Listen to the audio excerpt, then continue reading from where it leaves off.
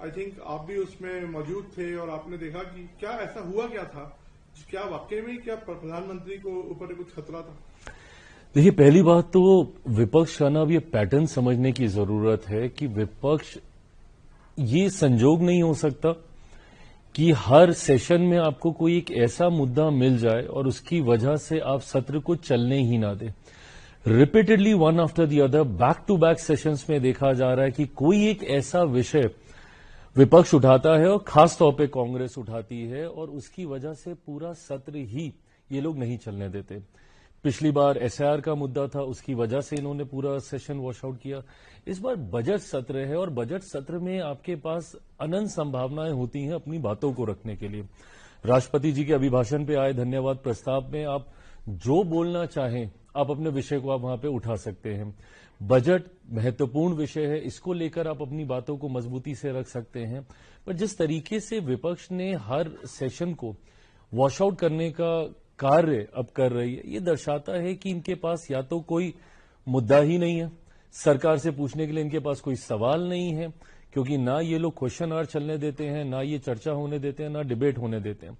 इस बार भी जिस तरीके से खासतौर पर नेता प्रतिपक्ष ने सिर्फ एक विषय को लेकर उन्होंने ऐसी जिद पकड़ी, और इसको जिद ही बोला जाएगा कि जिस तरीके से मैं बोलूंगा तो सिर्फ मैं उस पर बोलूंगा। ऐसे में आपने ना खुद बोले ना आपने किसी और को बोलने दिया। और मैं सिर्फ विपक्ष ही नहीं, मैं सत्ता पक्ष की भी बात कर रहा हूं। हम लोग को भी अपनी और बहुत सारी बातें रखनी थी। मेरी अपनी अलग पार्टी है, दो I am in alliance with NDA, but मेरी अपनी अलग पार्टी है, लोक जनशक्ति पार्टी। रामविलास हमारे सांसदों ने तैयारी कर रखी थी राष्ट्रपति जी के अभिभाषण पे आए धन्यवाद प्रस्ताव पे अपनी बातों को रखने को लेकर, तो इन्होंने चलने ही नहीं दिया।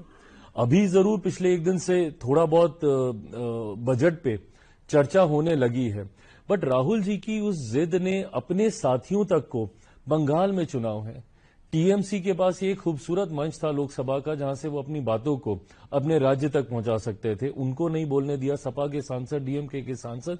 तो मुझे लगता है कि एक ऐसे नेता प्रतिपक्ष हैं जो ना खुद बोलेंगे, ना किसी को बोलने देंगे, ना खुद मौके का फायदा उठाएंगे, ना किसी को उठाने देंगे। आपने देखा क्या वाकई कुछ लोग प्रधानमंत्री पर, तो उस दिन मैं सदन में वहां पे मैं मौजूद था और आगे ही खड़ा हुआ था जब मैंने देखा कि कुछ विपक्ष की महिला सांसद एक एग्रेशन के साथ, देखिए मैं ईमानदारी से बोलूंगा, मैं ये नहीं कहता कि कोई हिंसा हो जाती या कुछ, मुझे नहीं पता कोई हिडन एजेंडा होगा कि नहीं होगा, बट अगर हिडन कोई एजेंडा नहीं था तो ऐसे में मैं ये मानता हूं कि संभवतः शायद हिंसा नहीं होती, बट अगर कोई ऐसी असहज परिस्थिति उत्पन्न हो जाती, महिलाएं हैं जिस एग्रेशन के साथ चार्ज अप होके पीएम साहब की कुर्सी की तरफ, वो बैनर उन्होंने लंबा सा एक हाथ में पकड़ा हुआ था, वहां पे जा रही थी, उनके चेयर के पास घेरा। अब ऐसे में मानिए अगर प्रधानमंत्री जी आते हैं, और ये स्वाभाविक है, उस वक्त हीट ऑफ द मोमेंट में संभवतः कुछ भी हो सकता था। आप अपने नेता के बारे में नहीं सुनेंगे तो हम अपने नेता के बारे में नहीं सुनेंगे। ऐसे में ऐसी परिस्थिति उत्पन्न ही क्यों होने देना। मेरा बेसिक लॉजिक बस इतना है कि आपको उस लेवल तक चीजों को एग्रीवेट क्यों करना है जहां पे शायद कुछ ऐसा घट जाए जिसके लिए हम लोग उम्र भर रिग्रेट करें, उम्र भर लोकसभा के ऊपर कोई दाग लग जाए। और जब स्पीकर साहब ने इस बात का जिक्र किया, मैं मानता हूं स्पीकर कस्टोडियन है लोकसभा के, उनके पास संभवतः कई सूत्रों से ये जानकारी आई होगी कि कुछ ऐसी असहज परिस्थिति उत्पन्न हो सकती है। मैं तो बल्कि उनको धन्यवाद करूंगा कि उन्होंने प्रधानमंत्री जी को इस बारे में पहले से ही जानकारी दी और प्रधानमंत्री जी ने भी sensitivity of the whole situation, उन्होंने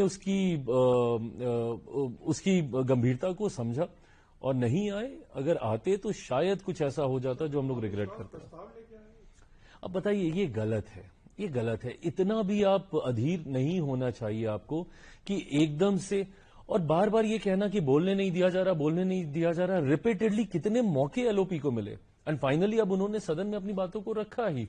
आपको मौके मिले, बट हर मौके पे आपकी वो जिद कि मैं बोलूंगा तो मैं सिर्फ इसी विषय पे बोलूंगा, इसी विषय पे बोलूंगा, उस चक्कर में आपने उस जो मौका आपको मिला था उसका आपने उपयोग ही नहीं आप कर पाए। चिराग जी वो कहते हैं कि तो नेशनल सिक्योरिटी का मामला है, इसमें बोलने में दिक्कत क्या है, और वो बुक पब्लिश नहीं हुई या हुई, इसलिए भी इतना बड़ा विवाद बनाने की बात किया कि दिल्ली पुलिस इस पे लग गई। नहीं देखिए, आपका क्या टेक है? मतलब नहीं देखिए, आई थिंक रूलिंग बहुत क्लियर है, रूल्स बहुत स्पेसिफिकली कैटेगोरिकली इस बात को एड्रेस करते हैं कि अगर आप सदन में कोई भी बात आप बोल रहे हैं तो वो ऑथेंटिक होनी चाहिए। जिस दिन पहले दिन जब ये किसी आर्टिकल का रेफरेंस लेकर उस किताब की ये चर्चा कर रहे थे तो उस दिन ये स्पष्ट नहीं था कि ये ऑथेंटिक है कि नहीं, और इसीलिए उस वक्त इनको टोका गया, चेयर के द्वारा भी टोका गया और काउंटर रक्षा मंत्री जी के द्वारा भी किया गया, गृह मंत्री जी के द्वारा भी किया गया कि ये ऑथेंटिक नहीं, उसकी ऑथेंटिसिटी के ऊपर डाउट था। और ये नियम स्पष्ट कहते हैं कि जो ऑथेंटिक नहीं है उसके बारे में आप चर्चा नहीं कर सकते। हैविंग सेड दैट, जब इसको लेकर चर्चा शुरू हुई तो चेयर ने एक फ्रेश रूलिंग इसको लेकर क्लियर कट दी कि आप इस विषय पे नहीं बात कर सकते। आपको वो विषय उठाना था, आपने उसको फ्लैग ऑफ कर दिया। नाउ मूव ऑन ना, आप बाकी चीजों को। पर 3-4 दिन बैक टू बैक जब आपको मौका मिल रहा है, आप यही विषय, मुझे लगता है चेयर सबसे ऊपर है इस सदन में। तो जब चेयर ने जब एक रूलिंग आपको दे दी इस विषय को लेकर, उसके बाद भी आप सिर्फ उसी विषय पे बात करेंगे तो ये तो फिर जिद है ना, हट है। एक और बड़ी घटनाएं, मतलब ऐतिहासिक चीजें जो हुई भी हैं, जैसे यूएस ट्रेड डील हुई, उससे पहले यूरोपियन यूनियन के साथ ट्रेड डील हुई। आप यूएस ट्रेड डील स्पेसिफिकली को किस तरह से देखते हैं? आरोप है क्रिटिक्स का कि इसमें कुछ ऐसा ट्रेड ऑफ हुआ है जो इक्वल्स नहीं है, जो किसानों को भी नुकसान पहुंचा सकता है, पोल्ट्री को भी नुकसान हो सकता है। और हमारी कंट्री लार्जली एक एग्रेरियन कंट्री है जिसमें 50 से ज्यादा % लोग किसानी करते हैं। Right. तो उस पर क्या आपको लगता है, आपका टेक क्या है, आपकी पार्टी का क्या है? मैं सबसे पहले तो प्रधानमंत्री जी को धन्यवाद दूंगा कि जिस तरीके से one after the other with various countries हम लोगों ने FTA हम लोगों ने साइन करने का काम किया, जो मैं मानता हूं कि भारतीय उत्पादों के लिए वैश्विक ग्लोबली मार्केट्स को ओपन अप करेंगे। हमारे भारतीय पदार्थ देश के, दुनिया के अलग अलग कोने में अपनी पहचान बना पाएंगे इसके माध्यम से। And as everybody calls it mother of all deal, EU के साथ जो हुआ, एक साथ 27 देशों के साथ जो हम लोगों ने FTA साइन किया, ये अपने में एक बहुत बड़ी उपलब्धि है जो कि लंबे समय से पेंडिंग चल रही थी, इसके ऊपर कोई नतीजा नहीं निकल पा रहा था। तो ये श्रेय जरूर प्रधानमंत्री जी को जाता है। उसके बाद EU के बाद फिर एक और डील का जिक्र हुआ, US के साथ जो ट्रेड एग्रीमेंट हुआ, उसको लेकर भी काफी धारणाएं और भ्रम फैलाने का कार्य किया गया।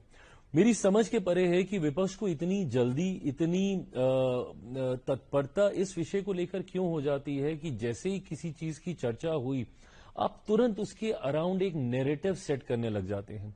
अभी तक अधिकृत तौर पर सरकार की तरफ से कोई बयान नहीं आए, कोई उस पर चर्चा नहीं हुई, कुछ हम लोगों ने कहा नहीं, तब तक इन्होंने एक पूरा एक नैरेटिव सेट कर दिया कि ये एंटी एग्रीकल्चर है, हमारे किसानों को इससे नुकसान होगा, डेयरी इंडस्ट्री को इससे नुकसान होगा। जबकि बार बार हमारे प्रधानमंत्री जी के स्तर पर भी और हमारे कॉमर्स मिनिस्टर के स्तर पे भी इस बात को स्पष्ट तौर से कहा गया कि इसमें कोई कॉम्प्रोमाइज, कोई समझौता ना हम किसानों से करेंगे ना हम डेयरी से, बिकॉज ये दो सेक्टर में सबसे ज्यादा इस नैरेटिव को स्टैब्लिश करने का प्रयास किया गया। आपको दूसरे क्या कह रहे हैं उस पर भरोसा हो जाता है, आपके देश के, आपके प्रधानमंत्री क्या कहते हैं, आपके अपने मंत्री क्या कहते हैं, उस पर आपको भरोसा नहीं होता। आप मुझे बताइए, इतना सेंसिटिव विषय है, देश की एक बड़ी आबादी किसानी से जुड़ी हुई है, अन्नदाता एक बड़ी आबादी में है, क्या कोई भी सरकार कोई ऐसा फैसला ले सकती है जो किसानों के हित में ना हो? 3, 3.5 साल के बाद पुनः हम लोगों को चुनाव में जाना है, क्या कोई सरकार सूझबूझ से अपनी समझ से ऐसा फैसला लेगी कि वो किसानों के हित में ना हो? जब किसानों ने वो 3 कानून भी आए थे, जब उन्होंने उसका विरोध किया, हम लोग भले उसको लेकर जो भी सोच रखते हो, बट उनके सम्मान, उनकी सोच का सम्मान करते हुए उसको भी हम लोगों ने विड्रॉ करने का काम किया।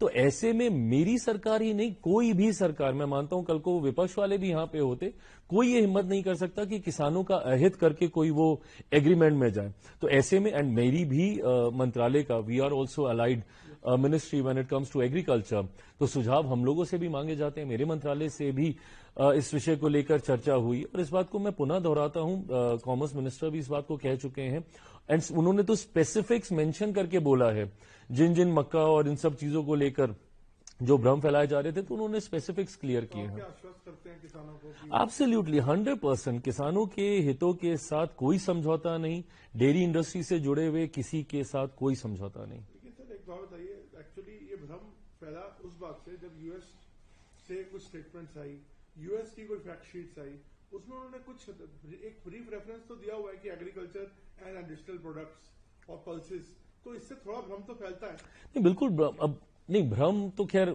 फैलाया जाता है, भ्रम फैलता नहीं है। ऐसा नहीं है कि गलत वर्ड का यूज हुआ, हाँ। मतलब इससे थोड़ा संशय पैदा हो सकता है। नहीं देखिए, संशय इसलिए क्योंकि उसको गलत तरीके से विपक्ष इंटरप्रेट करके लोगों तक पहुंचाने का काम करता है। वही फॉल्स नैरेटिव की बात है कि जनता को गुमराह करने का विपक्ष कार्य करता है। ऐसा नहीं है कि इससे पहले हम लोग इंपोर्ट नहीं करते रहे हैं। हर वो चीज जो शायद हमारे देश में उसका उत्पादन नहीं है या कम है, और वो हर सेक्टर में इंपोर्ट हो रही हैं। बट ऐसे भ्रम फैला देना कि भाई हमारे जो मेजर सेक्टर्स हैं जिसमें हम एक्सपोर्ट बढ़ चढ़कर करते हैं, we are leading producers in various sectors इसमें, तो ऐसे में जहां पे हम लीड कर रहे हैं उसके लिए हम क्यों उसको खोलेंगे? तो ये भ्रम फैला देना, ऑफकोर्स हम लोग इंपोर्ट करते हैं, काफी चीजें हम पहले भी कर रहे थे, हम आज भी कर रहे हैं, बट अगर उसको आप इस दिशा आपके मोबाइल पर तुरंत आएगी ब्रेकिंग न्यूज। स्क्रीन पर सबसे पहले दिखेगी बड़ी खबर, देश दुनिया की हर खबर एक जगह। अब आपके मोबाइल पर तुरंत फटाफट इंस्टॉल कीजिए न्यूज नेशन ऐप और रखिए खुद को अपडेट।